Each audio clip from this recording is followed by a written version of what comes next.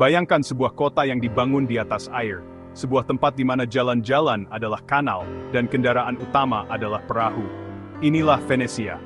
Dahulu kala, kekaisaran Romawi yang perkasa runtuh. Ketika kekaisaran besar ini jatuh, banyak orang mencari tempat perlindungan dari kekacauan yang terjadi. Orang-orang di wilayah Veneto membutuhkan tempat berlindung yang aman. Mereka menemukannya di sebuah laguna, perairan yang dangkal. Di sini, mereka bisa merasa aman dari serangan musuh. Laguna itu dihiasi dengan pulau-pulau kecil. Itu adalah tempat persembunyian yang sempurna. Pulau-pulau ini memberikan perlindungan alami dan menjadi fondasi bagi kehidupan baru. Maka, Venesia pun lahir. Orang-orang dari Veneto mulai membangun. Mereka mendirikan rumah-rumah di atas tiang-tiang kayu yang ditancapkan ke dasar laguna. Mereka menggunakan kayu dari hutan terdekat untuk rumah mereka. Mereka bepergian melalui air dengan perahu kecil. Kayu-kayu ini menjadi fondasi yang kuat untuk bangunan mereka. Kehidupan di Venesia berbeda, tapi orang-orang beradaptasi dengan lingkungan mereka yang unik. Mereka belajar bagaimana hidup dan bekerja di atas air. Seiring waktu, Venesia tumbuh. Semakin banyak orang yang menyebutnya rumah. Kota ini berkembang menjadi pusat perdagangan dan budaya. Pulau-pulau itu dihubungkan oleh jembatan. Venesia menjadi kota kanal. Jembatan-jembatan ini memungkinkan orang untuk bergerak dengan mudah dari satu pulau ke pulau lainnya. Itu benar-benar kota di atas air. Hingga hari ini, Venesia tetap menjadi salah satu kota paling unik dan indah di dunia, dengan sejarah yang kaya dan budaya yang hidup. Venesia dikelilingi oleh air. Kota ini dibangun di atas lebih dari 100 pulau kecil yang dipisahkan oleh kanal-kanal dan dihubungkan oleh jembatan-jembatan. Ini menjadikannya tempat yang alami untuk perdagangan. Kanal-kanal yang ramai dengan perahu dan gondola membawa barang-barang dari satu tempat ke tempat lain, menciptakan jaringan perdagangan yang hidup. Pedagang Venesia berlayar melintasi lautan. Mereka menjelajahi perairan yang luas, mengarungi samudera untuk mencari barang-barang berharga dan peluang perdagangan baru. Mereka membawa kembali barang-barang eksotis dari negeri-negeri yang jauh. Barang-barang ini termasuk rempah-rempah, sutra, dan berbagai komoditas langka lainnya yang sangat dicari di Eropa. Rempah-rempah dari timur memenuhi udara dengan aromanya. Pasar-pasar di Venesia dipenuhi dengan warna-warna cerah dan bau yang menggoda dari rempah-rempah ini. Sutra dari Tiongkok berkilauan di pasar. Kain-kain halus ini menjadi simbol kemewahan dan status sosial di kalangan orang kaya Venesia. Pedagang Venesia menjadi sangat kaya. Mereka mengumpulkan kekayaan besar dari perdagangan mereka, dan kekayaan ini memungkinkan mereka untuk hidup dalam kemewahan.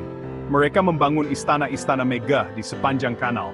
Bangunan-bangunan ini dihiasi dengan arsitektur yang rumit dan seni yang indah, mencerminkan kekayaan dan kekuasaan mereka. Mereka menghiasi rumah mereka dengan karya seni dan perabotan yang bagus. Interior rumah-rumah ini dipenuhi dengan lukisan, patung, dan perabotan mewah yang menunjukkan selera tinggi mereka. Venesia menjadi kota yang kuat dan makmur. Jalan-jalan dan kanal-kanal yang sibuk mencerminkan aktivitas ekonomi yang tinggi dan kehidupan yang dinamis di kota ini. Kapal-kapalnya terkenal di seluruh Laut Mediterania.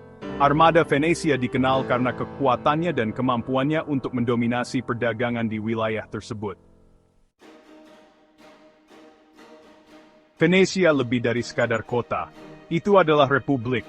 Orang-orang Venesia memilih pemimpin mereka. Mereka menyebut pemimpin mereka Doge. Doge tinggal di istana yang megah.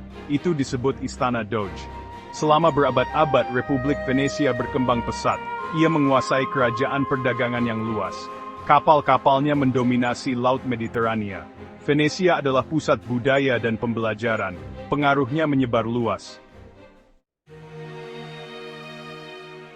Sebuah kekuatan baru muncul di Eropa, Napoleon Bonaparte.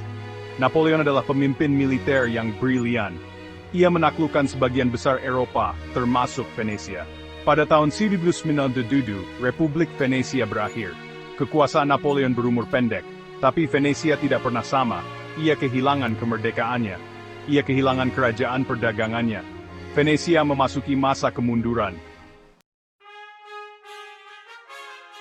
Selama bertahun-tahun Venesia berjuang, tapi semangat kota tetap kuat.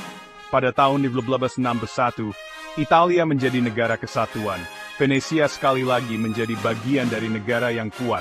Penyatuan Italia menghembuskan kehidupan baru ke Venesia. Kota itu mulai pulih. Orang-orang menemukan kembali keindahannya. Venesia siap untuk bangkit kembali. Bagian 6, Kanal dan Gondola. Venesia adalah kota yang tidak seperti yang lain. Kota ini dibangun di atas lebih dari 100 pulau. Kanal adalah jalanannya, dan gondola adalah taksinya. Gondola adalah perahu beralas datar. Mereka sempurna untuk menavigasi kanal-kanal Venesia. Gondolieri, para tukang perahu, mengarahkan gondola dengan dayung yang panjang. Naik gondola adalah kegiatan yang wajib dilakukan di Venesia. Ini adalah pengalaman yang romantis dan tak terlupakan. Bagian 7, Kota Seniman. Venesia selalu menjadi kota seni. Selama Renaissance, itu adalah pusat seni utama. Pelukis seperti Titian dan Tintoretto menciptakan mahakarya di Venesia. Seni Venesia dikenal karena penggunaan warna dan cahayanya. Lingkungan kota yang berair menginspirasi para senimannya. Mereka menangkap permainan cahaya di atas air dalam lukisan mereka. Bagian 8, Venesia hari ini. Saat ini, Venesia adalah salah satu tujuan wisata paling populer di dunia. Setiap tahun, jutaan wisatawan berbondong-bondong ke kota ini untuk menikmati keindahan dan sejarahnya yang kaya. Orang-orang datang dari seluruh penjuru untuk merasakan pesonanya yang unik. Mereka tertarik oleh kanal-kanal yang indah, arsitektur yang megah, dan suasana romantis yang tak tertandingi. Mereka berjalan-jalan melalui jalan-jalan dan alun-alunnya yang sempit, menikmati setiap sudut yang penuh dengan sejarah dan cerita. Mereka mengagumi jembatan dan istananya yang indah. Venesia juga menghadapi tantangan besar di masa kini. Naiknya permukaan laut mengancam kota, menyebabkan banjir yang sering terjadi dan merusak bangunan bersejarah. Tapi penduduk Venesia bekerja keras untuk melindungi kota kesayangan mereka. Mereka membangun penghalang banjir dan memperkuat bangunan untuk melawan ancaman air. Mereka bertekad untuk melestarikannya untuk generasi mendatang. Dengan semangat dan dedikasi, mereka berharap Venesia akan tetap menjadi permata dunia yang tak ternilai. Bagian 9, Harta Karun Abadi. Venesia adalah kota yang telah melihat semuanya. Ia telah mengenal kejayaan dan kemunduran.